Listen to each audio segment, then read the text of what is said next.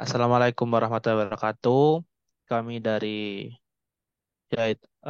asisten lab mata kuliah kecerdasan buatan kelas dia akan menjelaskan mengenai materi Uniform Search yang akan dijelaskan oleh saya Bagasya Purnomo dan juga Kak Reza.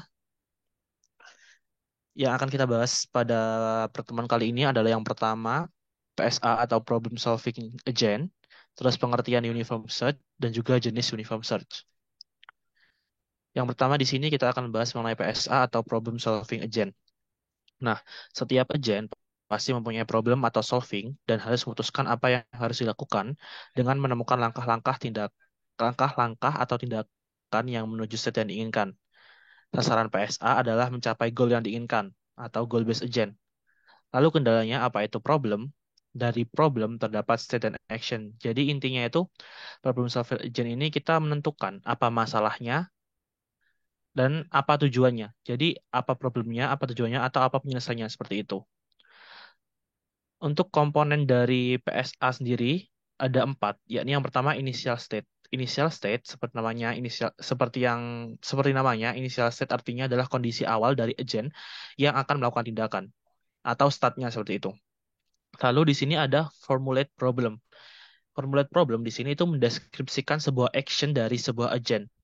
Jadi kan tadi kan inisial atau kondisi awalnya seperti bagaimana, lalu actionnya itu bagaimana setelah kondisi awal tadi, di mana kondisi ini ditampilkan berupa state dan action seperti itu. Lalu yang ketiga di sini ada goal test. Jadi goal test itu untuk menentukan state tersebut merupakan goal state atau tidak. Jadi kan tadi ada statnya ya pasti kan ada tujuannya. Nah, goal test ini untuk menentukan apakah tujuan itu benar-benar sudah tujuan atau tidak, atau merupakan goal state atau tidak. Lalu yang terakhir di sini ada path test. Path test itu untuk memberikan numeric cost untuk setiap jalur yang seminimal mungkin. Contohnya di sini adalah jalur ABC sama dengan 120 km dan jalur ABDC yang mempunyai cost 150 km. Nah, yang PTS yang benar akan memberikan hasil ABC jalur A ke B dan ke C dengan cost 120 km. Karena ini merupakan jalur terpendek jika dibandingkan dengan jalur ABDC tadi. Ini contoh dari permasalahan atau contoh masalah yang harus kita selesaikan menggunakan PSA atau Problem Solving Agent. Jadi dari gambar di sini kan kita sebetulnya sudah kelihatan ya, di mana startnya, di mana goalnya. Jadi kayak Jember ke Malang. Nah dari Jember ke Malang itu ngelewati mana saja kan bisa ngelewat Lumajang, tapi bisa juga lewat Situbondo. Nanti di Situbondo baru ke Lumajang kan juga bisa. Nanti dari Lumajang langsung ke Malang atau mungkin ke Probolinggo dulu. Habis Probolinggo mungkin ke Pasuruan dulu langsung ke Malang atau bagaimana. Nah, ini salah satu contoh dari dunia nyata mengenai penggunaan PSA itu sendiri. Dan juga di sini ada kosnya atau jaraknya di sini, bobotnya. Jadi ke Jember ke Lumajang 12, Jember ke Situbondo 23 seperti itu. Lalu di sini adalah eh, PSA tadi, di mana initial state-nya. Initial state-nya kan dari awalnya di mana? Awalnya kan di Jember. Berarti initial state atau start-nya di Jember. Lalu goal state-nya seperti yang kita lihat tadi bahwasanya itu ke Malang. Kenapa kok Malang? Karena kan di sini udah terlihat nih, semua arah panah akhirnya menuju ke Malang seperti itu. Lalu di sini ada problem formulate. Jadi kayak menentukan jalurnya gitu loh. Jadi kalau di sini kita harus menuliskan semua kemungkinan yang ada. Seperti tadi di contoh di sini.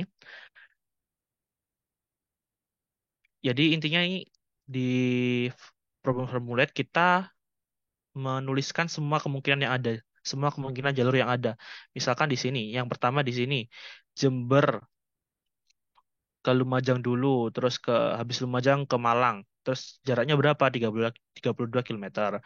Terus dari Jember ke Lumajang, Lumajang ke Probolinggo, terus ke Malang itu jaraknya berapa? 38 km. Seterusnya sampai semua kemungkinan sudah dituliskan di sini. Lalu goal testnya di sini untuk mengetahui. Jadi tujuannya apa sih ini? Tujuannya itu untuk mengetahui rute yang tercepat ke Kota Malang dari Kota Jember seperti itu. Lalu pet cost-nya, jadi pet cost ini akan memilih dari problem formula tadi, di mana yang dicari itu adalah jalur dengan cost terendah. Cost terendah tadi berapa? Kalau di sini total cost transportasinya itu dari Jember ke Lumajang terus ke Malang. Dengan total jarak tempuhnya itu 32 kilometer seperti ini. Jadi itu tadi PSA ya. Terus selanjutnya akan dijelaskan oleh Kak Reza.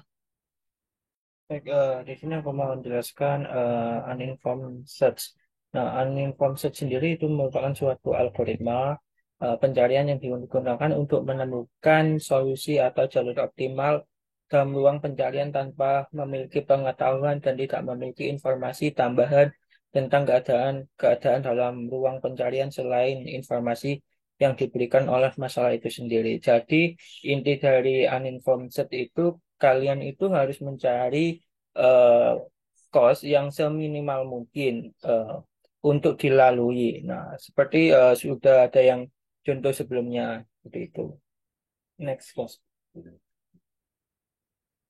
Nah, ini merupakan suatu contoh program dari uninformed search. Nah, ini yang ada input have key ini merupakan suatu kayak struktur data yang kalian mungkin masih belum atau sudah menempuh mata kuliah struktur data itu akan lebih diperdalam di situ. Nah, Hepki ini suatu kayak struktur data yang iterabelkan sebuah kayak list seperti itulah. Nah, ini ada fungsi uninformed search code search. Nah, di mana ini terdapat tiga parameter ya. Parameter pertama yaitu grafnya itu sendiri. Nah, kedua itu ada start dan juga ada goal. Nah, startnya itu di mana, goalnya itu di mana. Nah, setelah itu di sini kita menentukan priority queue-nya yaitu untuk mengetahui prioritasnya itu di mana aja sih. Nah, di sini kita itu dimulai dari nol, prioritas nol sampai start. Nah, terus di sini ada visited.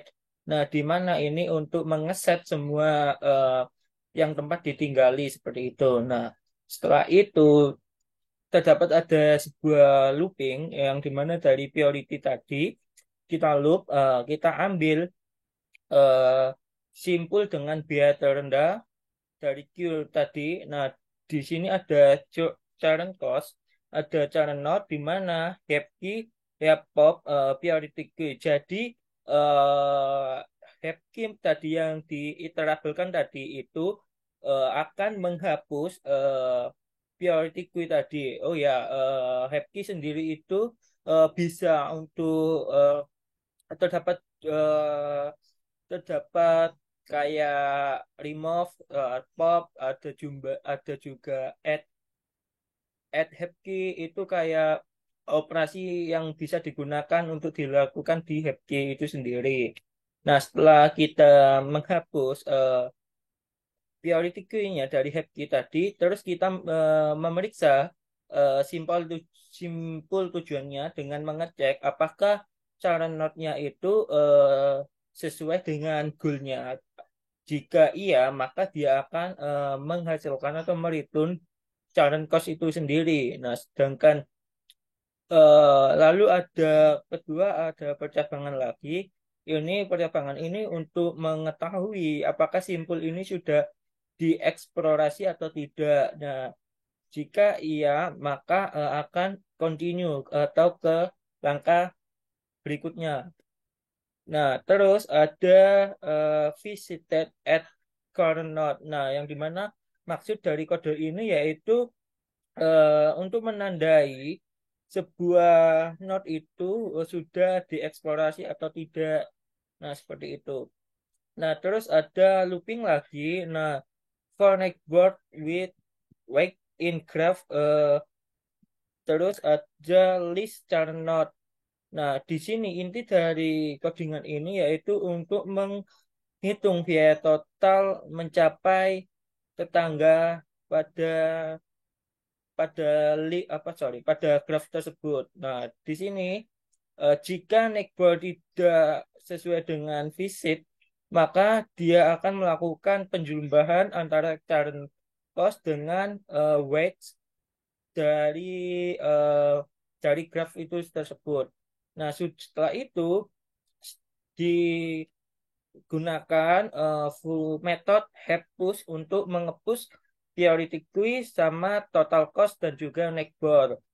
Nah, jika tidak ada jalur ke simpul tujuan, maka dia akan mereturn float INF seperti itu. Nah, di samping gambar kanan ini kita definisikan grafnya itu apa aja. Di sini ada simpul A itu menuju B dengan jarak 1, ada ke C dengan jarak 4, ada simpul B ke jarak A 1, C ke dengan jarak 2, D dengan jarak 5 dan seterusnya.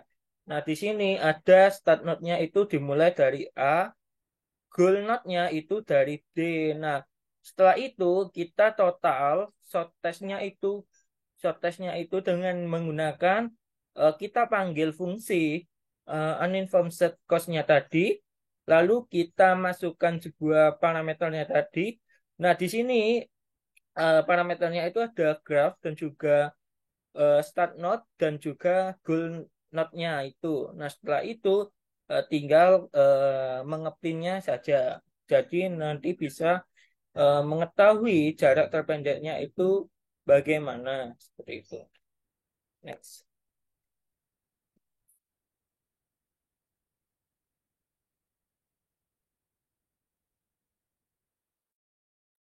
Baik, di sini saya akan menjelaskan mengenai salah satu contoh atau salah satu jenis dari uniform search. Di sini ada BFS atau Bird First Search. Jadi pengertiannya sendiri seperti yang bisa teman-teman lihat di sini. BFS merupakan algoritma traversing yang digunakan untuk melintasi atau mencari semua simpul atau node dari suatu struktur data tree atau graph. BFS ini menggunakan first in, first out, QW atau FIFO, di mana node yang dikunjungi pertama itu akan diekspansi terlebih dahulu. Nah, lalu apa kelebihan dari BFS itu sendiri? Yang pertama, BFS tidak akan terjebak di jalur buntu. Jika terdapat lebih dari satu solusi, maka akan dicari solusi dengan langkah minimal. Solusi pasti akan ditemukan oleh BFS apabila ada solusi. Lalu apa kekurangannya? Kekurangan dari BFS sendiri, yang pertama di sini, algoritma BFS ini memakan banyak memori karena menyimpan semua node dari level saat ini ke level berikutnya. Jika solusi jauh, maka waktu yang dibutuhkan untuk eh, BFS ini bekerja cukup lama.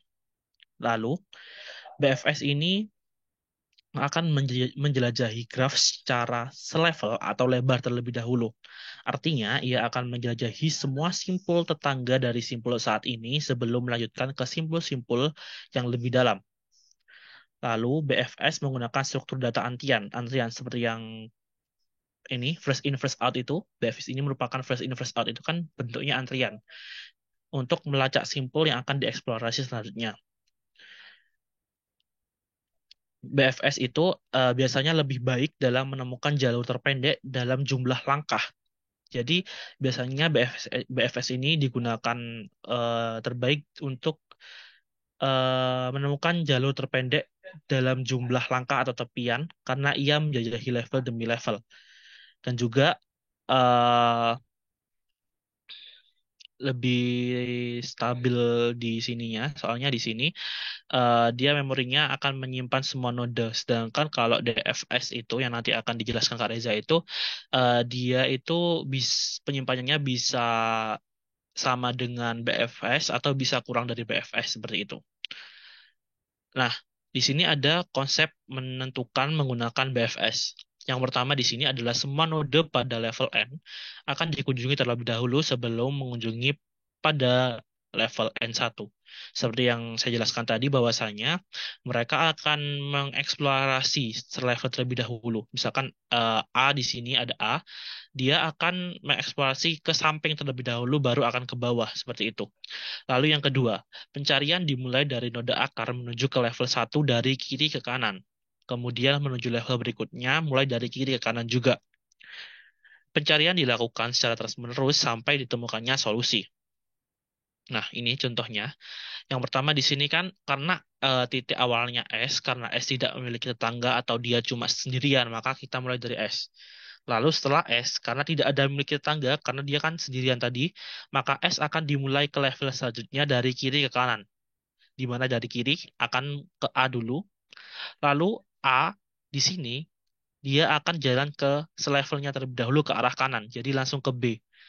B juga karena di sampingnya tidak ada lagi, dia akan langsung ke level selanjutnya dimulai dari kiri, yakni C, lalu D, E, F, F juga seperti itu. Jadi intinya itu mereka akan mengecek selevel terlebih dahulu. Kalau tidak ada, dia akan mulai ke level selanjutnya dari kiri terlebih dahulu. Jadi kalau di dalam graf ini rutenya rute pencariannya adalah S, A, B, C, D, E, F, H, G seperti itu. Nah, mungkin akan saya beri contoh codingannya sebentar. Eh,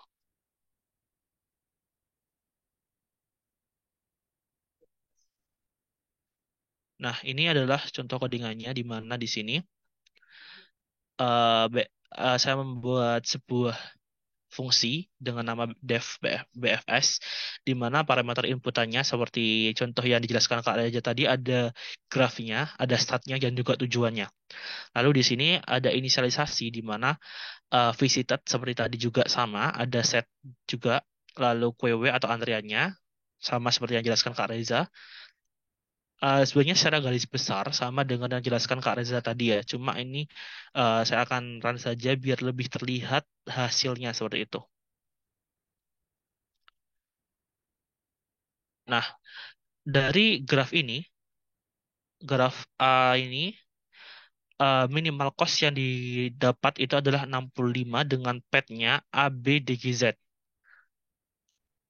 Lalu bagaimana kita mengetahui grafnya? Nah, grafnya mungkin eh, bisa di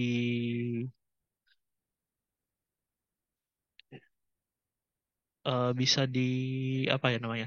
Divisualisasikan. Ini contoh visualisasi dari graf yang tadi ya. Sebentar masih loading. Nah, ini contohnya visualisasi dengan graf yang tadi. Ini sudah sama codingannya. Nah, ini visualisasinya. Kalau dari hasil yang tadi kan terlihat mana ya? eh Outputnya itu,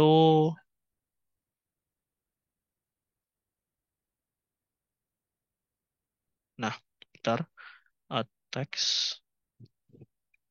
Nah, minimal cost-nya 65 dengan pet A, B, D, G, Z.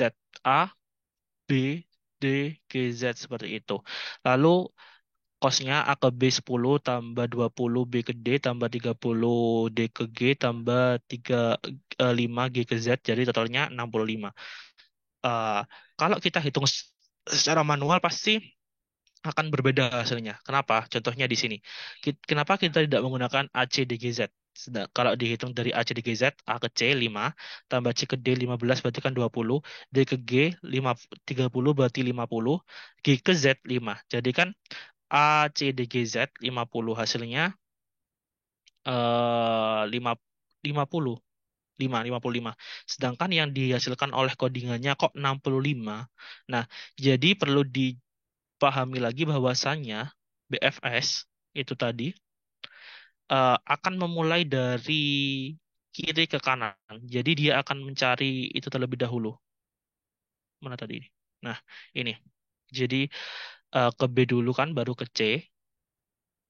Thread, thread. Nah, lalu BFS itu juga itu mencari nilai ter BFS itu mencari langkah terpendek.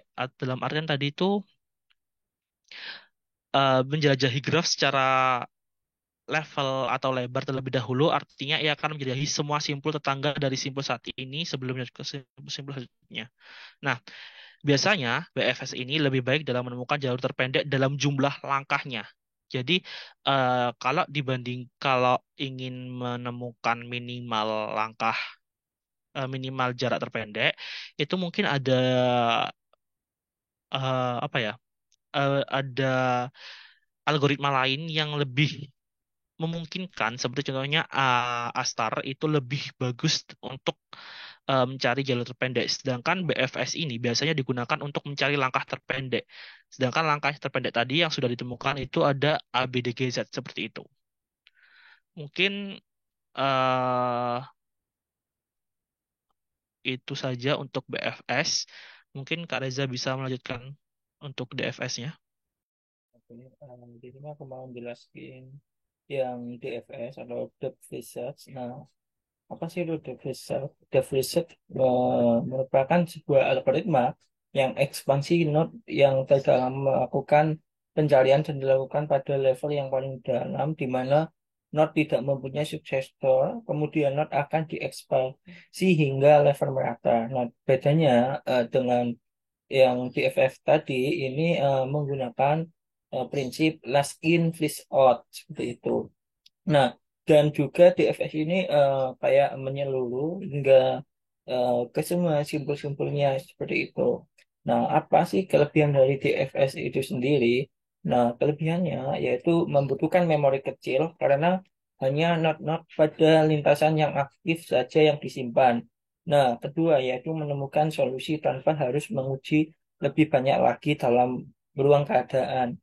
Nah, kekurangannya yaitu jika pohon yang dibangkitkan mempunyai level dalam tak terhitung, maka tidak ada jaminan untuk menemukan solusi seperti itu. Baik, langsung ke contohnya aja. Nah, di sini untuk konsep menentukan DFS, yaitu yang pertama memulai dari root menuju ke level yang lebih tinggi. Kedua, yaitu proses pencarian dilakukan pada semua anak cabang. Nah, dari kiri ke paling dalam. Jadi intinya itu kayak menyelam seperti itu ya. Apabila belum ditemukan solusi, maka pencarian itu akan berpindah ke level sebelumnya pada anak cabang di dalam sebelah kiri. Jadi ngecek dulu ke ke kiri, apakah kiri itu masih punya cabang atau enggak. Kalau misal masih punya cabang, itu dilanjutkan terus sampai sampai tidak punya cabang lagi. Kalau sudah tidak punya cabang lagi, itu akan berpindah eh, yang paling kanan seperti itu. Nah, ketiga ya itu apa apabila pada cabang paling kiri tidak ditemukan solusi, nah maka not yang paling kiri dihapus dari memori. Nah, keempat yaitu proses looping kalau sampai ditemukan solusi seperti itu.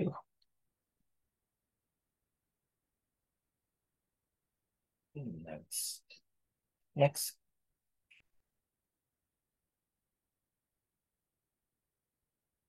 next, Mas. Nah, ini merupakan contoh dari DS, DFS. Nah, di sini kan S ini sebagai rootnya ya. Nah, di sini goalsnya itu yaitu J. Nah, S ini punya anak, tiga anak yaitu ada A, B, C. Nah, ingat dimulai dari yang paling kiri. Nah, A. Nah, terus A ini kan punya cabang dua nih ya, yaitu D sama E. Nah, paling kiri lagi yaitu ke D. Nah, D ini kan sudah tidak punya cabang lagi, artinya berpindah ke yang kanan, yaitu apa yang kanan itu? Yaitu ada E. Nah, E ini kan punya cabang lagi, F sama G. Nah, ingat yang paling kiri yang didahulukan yaitu pergi ke F. Nah, dicek F, oh ternyata di F ini gak punya cabang. Nah, dia kembali lagi ke E, terus E ini masih punya cabang satu lagi yaitu G, yaitu dia akan ke G. Nah, di G ini dicek sudah tidak punya cabang lagi, berpindah ke eh, anak cabang ke B, anak cabang kedua yaitu B. Nah, B ini cuma punya satu cabang yaitu H. Nah, di sini H ini ada dua percabangan yaitu I sama J. Yang dieksplorasi terlebih dahulu itu I, kedua itu J. Nah, dan juga seterusnya seperti itu. Nah, not yang dilalui yaitu ada S, B, H, J. Sudah ini ya seperti ada di samping gambar kiri yaitu tujuan akhirnya itu yaitu J. Jadi ada SBHJ seperti itu. Next, Mas. Oke, eh,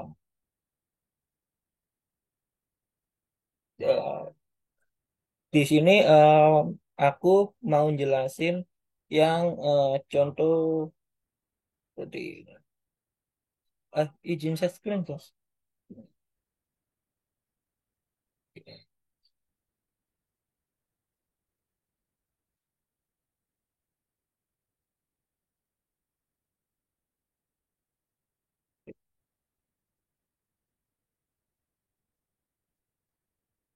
Oke,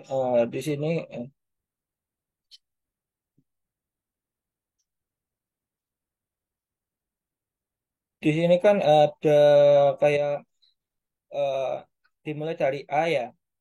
Nah, sesuai dengan prinsipnya tadi itu A ini kan punya cabang B sama C. Nah, prinsipnya kan last in last out ya. Jadi A itu B sama C. Nah, C di sini, B di sini. Jadi yang pertama sorry, yang terakhir masuk dia itu akan dihapus atau freeze out seperti itu. Jadi ini yang dihapus di pop. Nah, lalu ini hapus, lalu ke di sini dicek B ini ada tiga cabang lagi. Nah, ada D, E sama F. Nah, dan juga ada C. Nah, terus ada F sama E sama D. Ya, jadi yang paling atas ini akan keluar terlebih dahulu sesuai dengan prinsip prinsip dari last in last out seperti itu. Lalu D ini kan sudah gak punya cabang lagi. Dia akan ke E. Jadi E ini keluar lagi. Ya, terus sampai semua cabang dari B ini habis seperti itu. Nah, terus di F ini kan masih terdapat cabang lagi ya. Cab-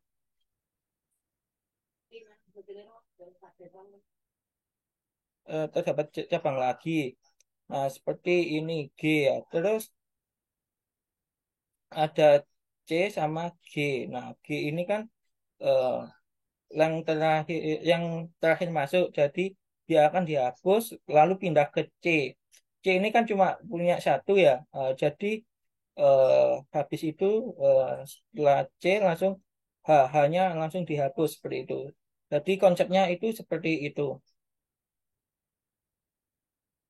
Oke, stop screen.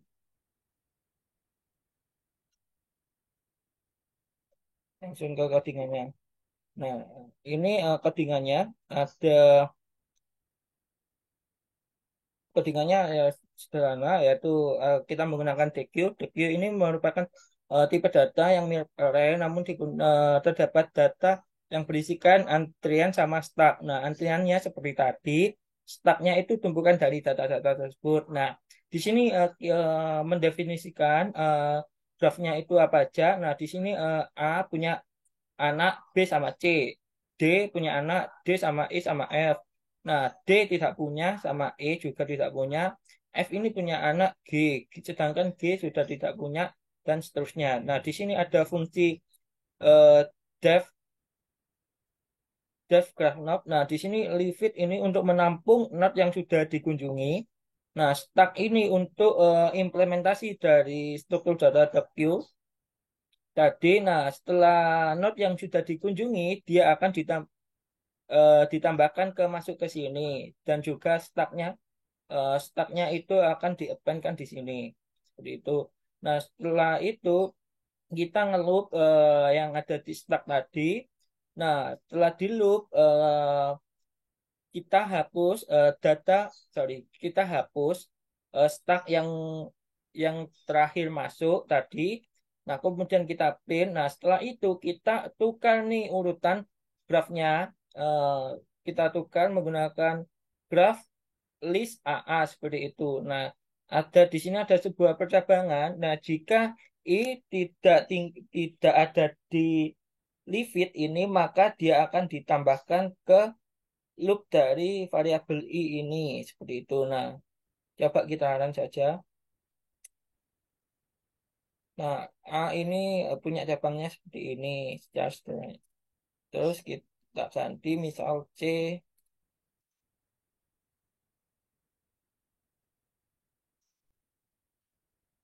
seperti ini. Oke. Ini gambaran secara sederhananya seperti itu. Nah, baik, langsung ke pengumuman. Ini nih ada surprise. Nah, ada tugas dong. Masa gak ada tugas nih ya? Nah, di sini kalian tugas yang pertama kalian buat puzzle. Nah, selesaikan dengan permasalahan manual ya, algoritma BFS sama DFS. Nah, terus cari rute yang kota A sampai ke kota I manual menggunakan uninformed cost search. Nah, seperti contoh tadi ya. Nah, ini gak ada tugas kok. Tapi bohong. Nah, ini nih tugasnya.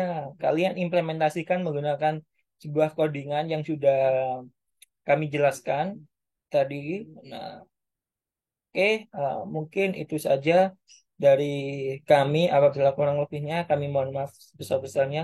Assalamualaikum warahmatullahi wabarakatuh. Bentar Kak, bentar Kak. Eh, Nih, teman-teman, iya ya. Jadi kan tugasnya kan tadi ada tiga ya. Yang bisa di next dulu, di sebelumnya Kak. oh ini, Satu lagi. Nah, jadi yang puzzle ini sama yang next lagi ini itu wajib ya. Jadi kayak kalian harus oh wajib iya, mengerjakan karena kan ini masih muda kan, nggak maksudnya nggak terlalu ngoding-ngoding juga. Nah, tapi kalau kalian udah, aduh aku pengen ngoding nih. Nah, ini kalian bisa ngerjain yang next Kak.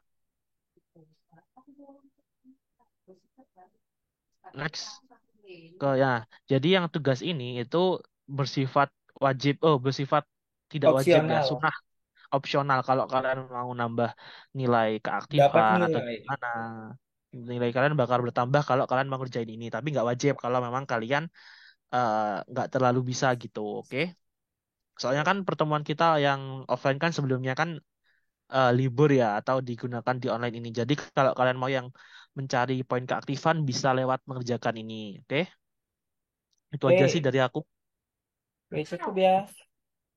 Baik, terima kasih, Rek. Oh, untuk absennya Kak belum dijelasin Kak.